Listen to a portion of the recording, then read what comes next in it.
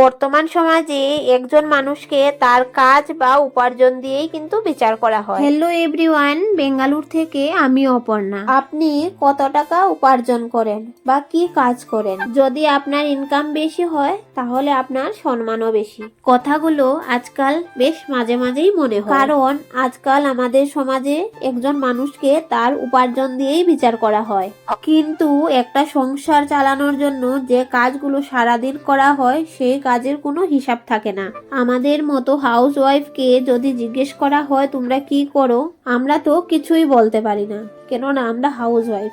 আর এটা কি সত্যি? ঘুম থেকে ওঠার পর একজন হাউস ওয়াইফের কাজ কখনো ঘড়ির কাঁটা দিয়ে শুরু হয় না, আবার ঘড়ির কাঁটা দিয়েও শেষ হয় না। সারাদিনে থাকে হাজার রকমের কাজ, এটা ওটা, চাইলেও আমরা কখনো এই সংসার থেকে ছুটি নিতে পারি না। যাই হোক, বাসি কাজ সেরে চলে এসেছে কাপড় ভিজাতে। কালকে বিকেলবেলা বৃষ্টি এসেছিল, সেই বৃষ্টির জল উঠিয়ে রেখেছিল। যেহেতু জলের ভীষণ কষ্ট, তাই এরকমই চলতে হচ্ছে আমাদের। বড় মেয়েকে স্কুলে পাঠিয়ে আমি এসেছি একটু চা খেতে। খুব চা খেতে ইচ্ছে করছিল, একদম লাল লাল আদা দিয়ে চা বানিয়েছি। আজকে রান্না করব রুই মাছ দিয়ে ঝিঙে আলুর ঝোল।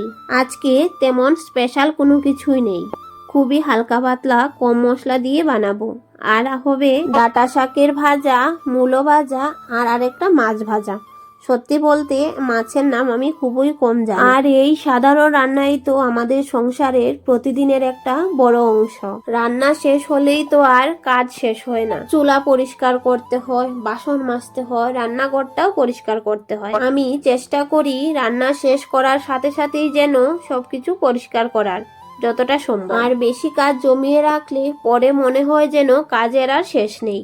আর রান্নার কাজ শেষ হলে তারপর যাব ভিজিয়ে রাখা কাপড়গুলো ধুতে। সারাদিন এভাবেই চলে যায়, একটার পর একটা কাজ করতে করতে। হয়তো আমার কাজের কোনো স্যালারি নেই, মাস শেষে কোনো বেতন পাই না, কিন্তু আমাদের এই কাজগুলোর পিছনেও থাকে অনেকটা পরিশ্রম। ঘর যখন পরিষ্কার থাকে, সন্তানরা যত্নে থাকে, পরিবারের মানুষ যখন এসে টাইমে খাবার পায়, তখন আর আমাদের সারাদিনের পরিশ্রম আর বেতন না পাওয়ার যে আক্ষেপটা মনেই হয় না।